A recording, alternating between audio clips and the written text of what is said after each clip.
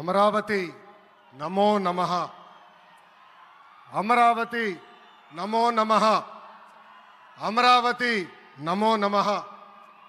వేదిక మీనున్న architect of modern Bharat గౌరవ ప్రధానమంత్రి నరేంద్ర మోడీ గారికి, మన పేదల నాయకుడు గౌరవ ముఖ్యమంత్రి చంద్రబాబు నాయుడు గారికి, నా అన్న గౌరవ ఉప ముఖ్యమంత్రి పవన్ అన్నకి, వేదిక మీనున్న ఇతర గౌరవ పెద్దలకు, ప్రాణాలు సైతం లెక్క చేయకుండా అమరావతి కోసం పోరాడిన రైతులకు, ప్రజలకు నా హృదయపూర్వక నమస్కారాలు. ముందుగా పహల్గాం ఉగ్రవాద దాడిలో చనిపోయిన వారికి నేను నివాళులర్పిస్తున్నా. ఉగ్రవాదుల దాడిలో చనిపోయిన వారి కుటుంబానికి దేశం మొత్తం అండగా నిలబడుతుంది. పాకిస్తాన్ గీత దాటింది, అమాయకుల్ని చంపింది, చాలా పెద్ద తప్పు చేసింది. ఒక్క పాకిస్తాన్ కాదు, 100 పాకిస్తాన్లు వచ్చినా భారతదేశం నేలపై మొలిచిన గడ్డి కూడా పీకలేరు. 100 పాకిస్తాన్లకు సమాధానం చెప్పే ఒక్క మిసైల్ మన దగ్గర ఉంది. ఆ మిసైల్ ఏంటో తెలుసా? నమో గౌరవ ప్రధానమంత్రి నరేంద్ర మోడీ గారు. సింహం ముందల ఆటలు ఆడకూడదు, ఆడితే ఏమవుతుంది?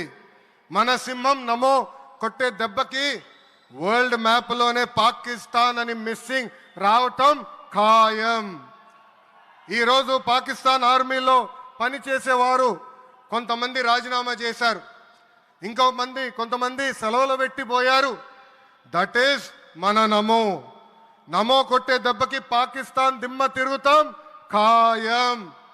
ఈరోజు నేను గర్వంగా చెప్పగలుగుతున్నా, ఎంటైర్ నేషన్ స్టాండ్స్ విత్ మన నమో.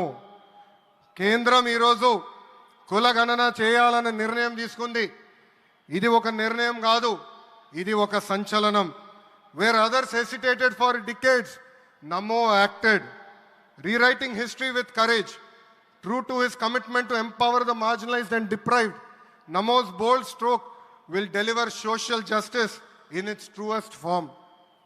నమో గారికి ఆంధ్రప్రదేశ్ అన్న, అమరావతి అన్న ఎంతో ప్రేమ. ఇప్పుడు ఆయన ఢిల్లీలో ఎంత బిజీగా ఉన్నారో మనందరూ తెలుసు.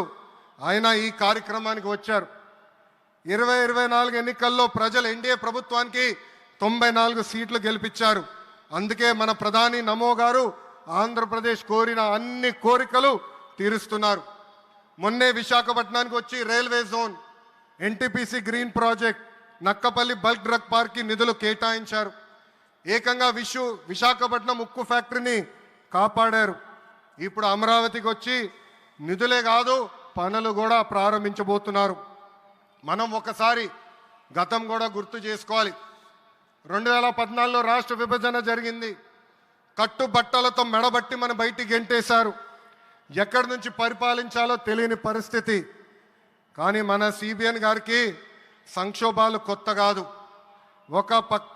ఒక పక్కన సంక్షేమం, మరో పక్కన అభివృద్ధి చేసి చూపించారు. అందరి ఆమోదం తెలిపిన తర్వాతనే అమరావతి రాజధానిగా ప్రకటించారు. రైతులు చేసిన త్యాగం వల్ల ఈరోజు అమరావతి ఏర్పడింది. ఒకే రాజధాని, అభివృద్ధి వికేంద్రీకరణ అనే ఎజెండాతో మన ప్రభుత్వం ముందరికెళ్ళింది.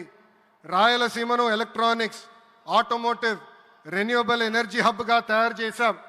గోదావరి జిల్లాలో ఆక్వాని పెద్ద ఎత్తున ప్రోత్సహించాం. ఉత్తరాంధ్రలో ఐటీ, ఫార్మా కంపెనీలు కూడా ఆనాడు మనం తీసుకొచ్చాం. కానీ 2019 నుంచి 24 వరకు విధ్వంస పాలన మనం చూసాం. మన సిబిఎన్ పై ఉన్న వ్యక్తిగత కక్షతో అమరావతిని చంపేయాలని చూశారు. ఒక్క ఇటుక కూడా పెట్టకుండా 3 రాజధానులంటూ 5 సంవత్సరాలు గడిపేశారు. 8 ఏళ్ల పిల్లోడి దగ్గర నుంచి 80 సంవత్సరాల వృద్ధుల వరకు జై అమరావతి అంటూ జెండా బతుకుని రోడ్డు పైకి వచ్చి ధర్నాలు చేస్తాం, పోరాటాలు చేస్తాం, మనందరం చూసాం. జై అమరావతి అన్నందుకు రైతులకి సంఖ్యలు వేశారు. జై అమరావతి అన్నందుకు మహిళా రైతుల్ని పోలీస్ బూటులతో తన్నిచ్చారు. జై అమరావతి అన్నందుకు రైతుల్ని ఏకంగా పెయిడ్ ఆర్టిస్టులు అన్నారు. ఎన్ని అరాచకాలు చేసినా అమరావతి రైతులు తగ్గేదే లేదన్నారు.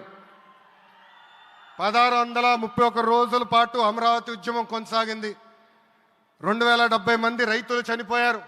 సుమారుగా 3,000 మంది రైతులపైన ఆనాటి ప్రభుత్వం దొంగ కేసులు పెట్టింది. ఎన్ని కుట్రలు చేసినా జై అమరావతి అన్న నినాదం ఆపలేకపోయారు. అయినా ఆపేదానికి పీకేదానికి అమరావతి ఎవరో ఇంట్లో పెంచుకున్న మొక్క కాదు, జనం గుండెల్లో దాచుకున్న ప్రజా రాజధాని. అమరావతికి శంకుస్థాపన చేసింది ఎవరు? మన నమో శంకుస్థాపన చేసిన అమరావతి ఆపే దమ్ము ఎవరికి లేదు. 1631 రోజుల పాటు పోరాడి అమరావతిని నిలబెట్టిన రైతులకి నేను ఈరోజు శిరస్సు వంచి నమస్కరిస్తున్నాను. ప్రధాని నమో గారి చేతి మీదుగా అమరావతి పనులు తిరిగి ప్రారంభం అవుతున్నాయి.